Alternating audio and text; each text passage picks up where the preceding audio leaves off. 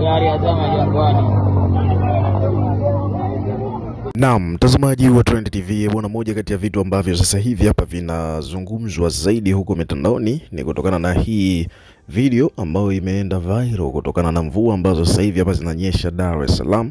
Kwa kusema ukweli ni kwamba mvua zimekuwa ni nzito kweli kweli, na hali ya hewa kama unavyoelewa kulingana na miundombinu iliyopo sometime waga kutokana na ukubwa wa mvua kuna kuwaga na changamoto, na moja kati ya changamoto ni hizi za njia kuziba, hususan moja kati ya maeneo ambayo yameonekana kwamba ni korofi zaidi ni eneo la pale Jangwani jijini Dar es Salaam. So hapa Jangwani bwana, ni kwamba mambo yamekuwa ni mazito kiasi kwamba unaambiwa kwamba kama unavyoona hapo kumekuwa na mafuriko, njia imeziba, maji yamejaa kiasi kwamba mitaro haijulikani ilipo na barabara haijulikani ilipo, kupelekea madereva kuwa wanagisi, yani wanakisia tu kwamba barabara iko hapa, lakini ndio hivyo sometime kumbe anaendesha gari mtaroni. Na hii ni moja kati ya gari ambazo zimeingia mtaroni.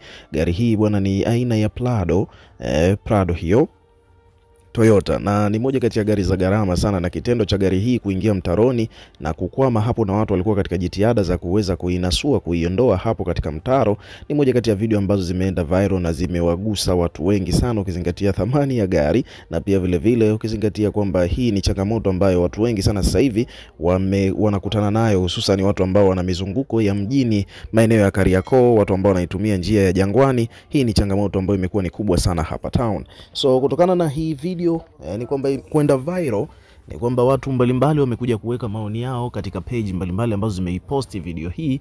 Nataka nikusomee baadhi ya comments ambazo zimejitokeza baada ya video hii kusambaa huko mitandaoni na the way ambavyo watu walivyozungumza. Kwa mfano hapa kuna page wamekuja wameandika kwamba umegundua nini hapa, na maoni hapa nataka nikusomee. Kuna mtu anasema bwana, kuna mpumbavu kuna mtu anasema bwana, nimegundua kwamba watu hapo wanaweza kaitumia hiyo fursa kuchomoa baadhi ya vitu kwenye hiyo gari kama vile wanasaidia, lakini ndio hivyo tena wanachukua site mila na vitu vingine vya muhimu.